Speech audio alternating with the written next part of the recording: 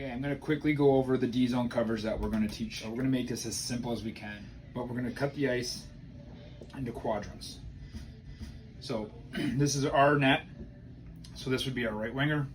This would be our right D, our left winger, our left D, and then our centerman has freedom to go into all four quadrants.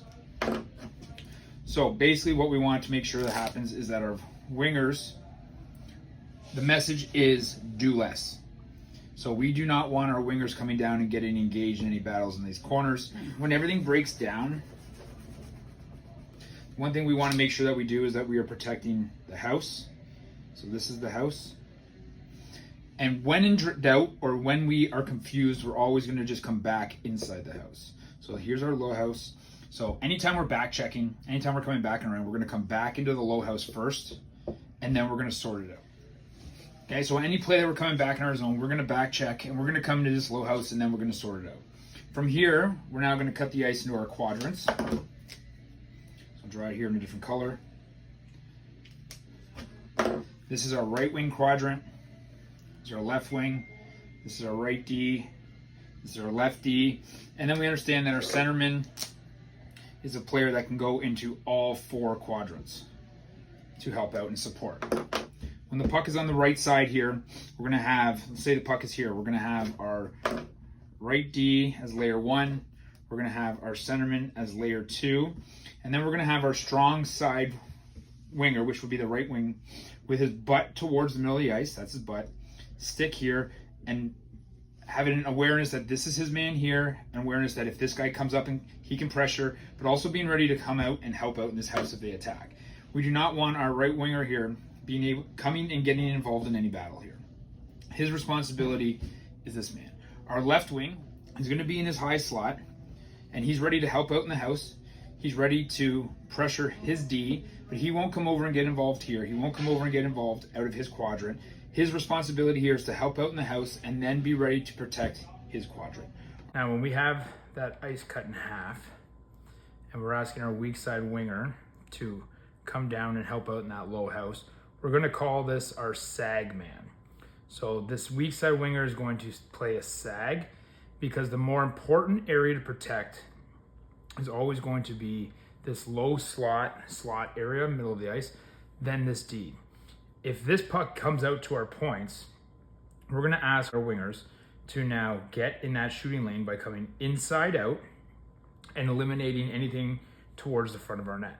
What we want these D to do is, because we have our wingers coming inside, the first look is always going to be back towards the outside. This is going to simplify our sight lines for our goalies in the net so that they can look on the short side, but also try to take away this D being able to look and have pucks to the middle, because now we're giving up ice to the outside of the net, or outside of the middle of the ice.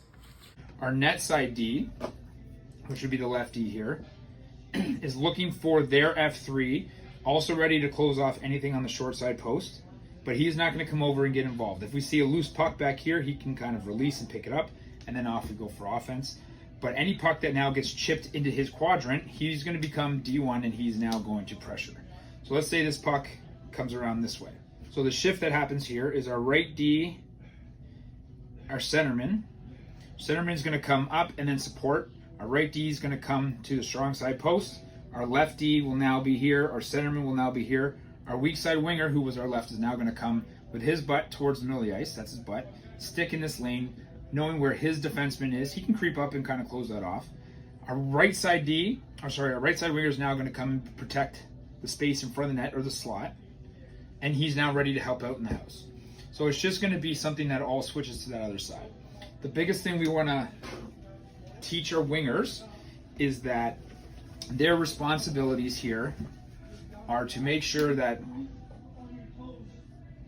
they are ready to always help and protect the house, especially the low half of the house, but their job is to make sure that they are not chasing on the weak side, or they are not ending up into these corner spots. These are called transition areas. So when pucks come out of this, they're transitioning, but we are not getting involved as a strong side winger or a weak side winger on battles deep in the zone, because our responsibilities here in this very simplified D-zone coverage is that high D and understanding where he is. Any puck that is now behind our net here, we're going to close off each post with our D.